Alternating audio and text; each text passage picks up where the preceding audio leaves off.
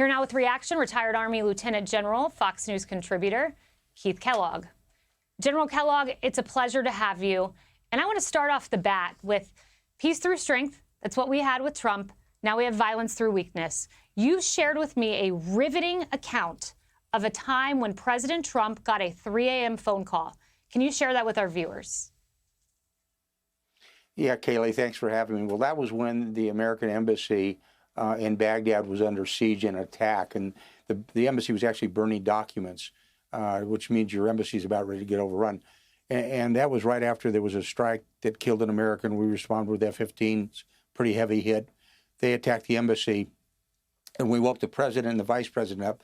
And I was on the phone with Robert O'Brien. We were actually talking together, the Situation Room, and both called us pretty early in the morning. And I was talking to Robert, and I said, Robert, we need to wake the president, and I'll wake the vice president. So we picked up the phone, and we called the president and the vice president simultaneously and put them on the speaker. And we said, our embassy's under attack. And what are, this is who's behind it. We said the Iranian proxy forces in Iraq are behind it. And the president said, well, who is actually driving this? And we said the Quds force led by Soleimani. So let's get Soleimani. So within 2 days of us striking and them striking an American position in Erbil, killing a contractor, which we responded to, 2 days later, they attacked the embassy. 3 days later, we killed Soleimani.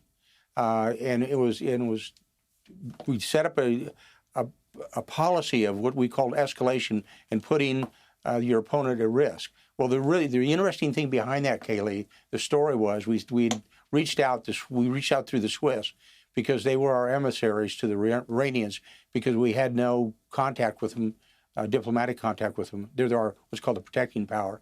And we told the Iranians very clearly, if you respond to us after we kill Soleimani, we are going to kill the supreme leader, Khomeini. Wow. And nothing really happened after that attack. They attacked Al-Assad Air Base. Nothing really happened. But here's the tell, and it was the interesting one. We knew we'd actually achieved our goal. People don't realize this, but 7 days after that attack, the Iranians shot down a Ukrainian airliner leaving Tehran airport. And through intercepts, we realized that they thought it was us coming to get Khomeini. That's when we said, within a 10-day period of strikes and counterstrikes, that they had said, okay, the Americans are really serious, let's back off.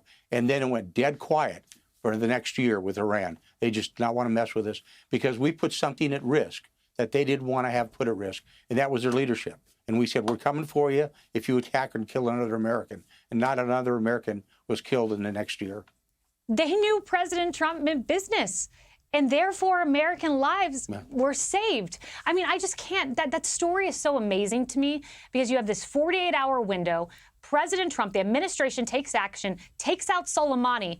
We've had attacks on American forces in Iraq and in Syria for weeks. And there's a pin strike in the desert of Syria. And then Iran's back to business today through their proxies attacking Americans. What should be done right now? Well, what we need to do is the thought process ought to be that there's a thing called an escalation ladder. And you go up this escalation ladder, and they're doing tit for tat, a little bit here, a little bit there.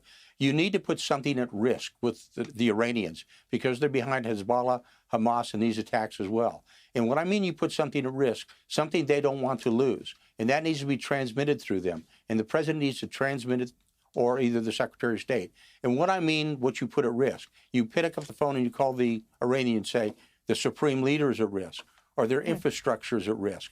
They're using drones. All of your drone factories are at risk. Your Navy's at risk. In the area right now, we have incredible capability and capacity with those two carrier strike groups, an amphibious ready group, the Bataan, and also an Ohio-class ballistic guided missile submarine with over 150 Tomahawk land attack missiles on it. And each one of those has a range of 1,500 miles, 1,000-pound warheads on each. You can virtually destroy Iran with the firepower we have in that area right now.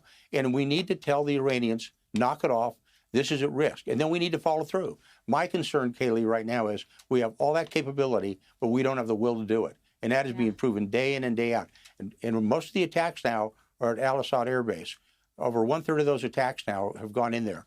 And that's where the predominant amount of Americans are. That's where the risk is. And sooner or later, they're going to kill an American. And then what? And the longer you wait to respond, the worse it's going to get. It's harder to put it back in the box. And that's where we're heading to.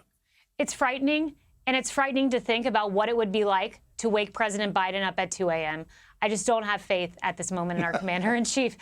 General Keith Kellogg, thank you. Hey, Sean Hannity here. Hey, click here to subscribe to Fox News YouTube page and catch our hottest interviews and most compelling analysis. You will not get it anywhere else.